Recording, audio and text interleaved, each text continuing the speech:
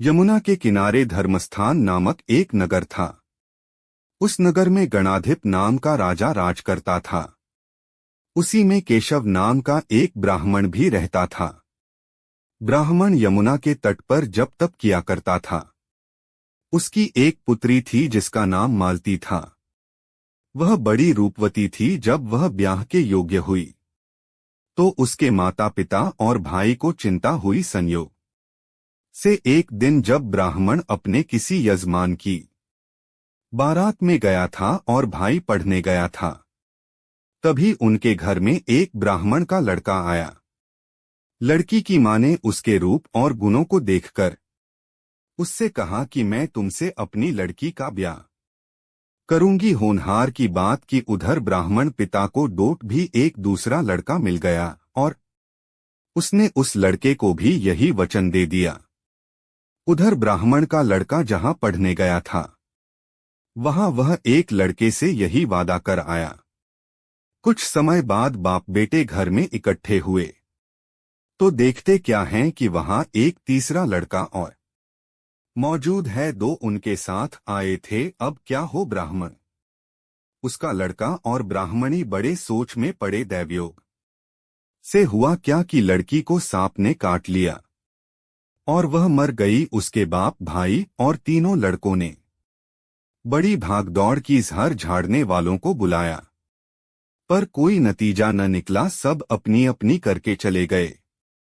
दुखी होकर वे उस लड़की को श्मशान में ले गए और क्रियाकर्म कर आए। तीनों लड़कों में से एक ने तो उसकी हड्डियां चुन लीं और फकीर बनकर जंगल में चला गया। दूसरे ने राख की गठरी बांधी और वहीं झोपड़ी डालकर रहने लगा। तीसरा योगी होकर देश देश घूमने लगा।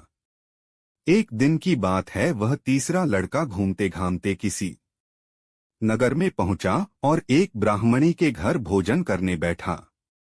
जैसे ही उस घर की ब्राह्मणी भोजन परोसने आई कि उसके छोटे लड़के ने उसका आंचल पकड़ लिया। ब्राह्मणी से अपना आंचल छुड़ता नहीं था। ब्राह्मणी को बड़ा गुस्सा आया। उसने अपने लड़के को झिड़का मारा पीटा। फिर भी वह न माना तो ब्राह्मणी ने उसे उठाकर जलते चूल्हे में पटक दिया। लड़का जलकर राख हो गया। ब्राह्मण बिना भोजन किए ही उठ खड़ा हुआ। घरवालों ने बहुतेरा कहा पर वह भोजन करने के लिए राजी न हुआ। उसने कहा, जिस घर में ऐसी राक्षसी हो उसमें मैं भोजन नहीं कर सकता। इतना सुनकर वह आदमी भीतर गया और संजीवनी विद्या की पोथी लाकर एक मंत्र पढ़ा। जलकर राख हो चुका लड़का फिर से जीवित हो गया।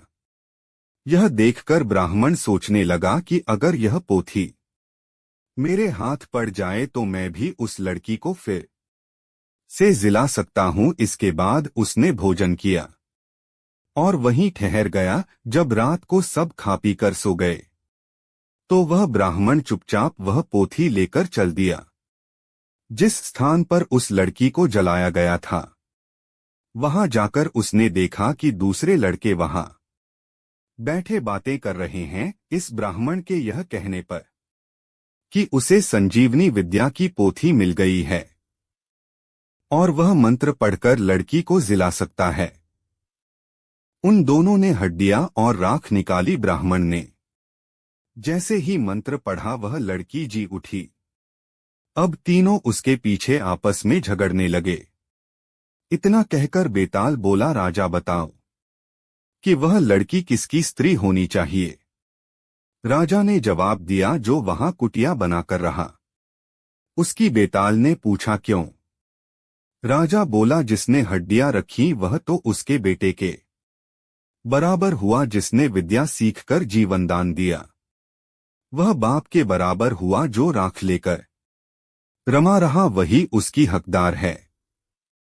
राजा का यह जवाब सुनकर बेताल फिर पेड़ पर जा लटका। राजा को फिर लौटना पड़ा। पोस्टेड बाय कहानी बाज। फ्रेंड्स, आपको ये कहानी कैसी लगी? आप अपने कमेंट्स के द्वारा हमें अवश्य बताएं। कहानी पसंद आने पर लाइक और शेयर करें ऐसी ही कहानी के लिए हमें सब्सक्राइब कर लें। थैंक्स।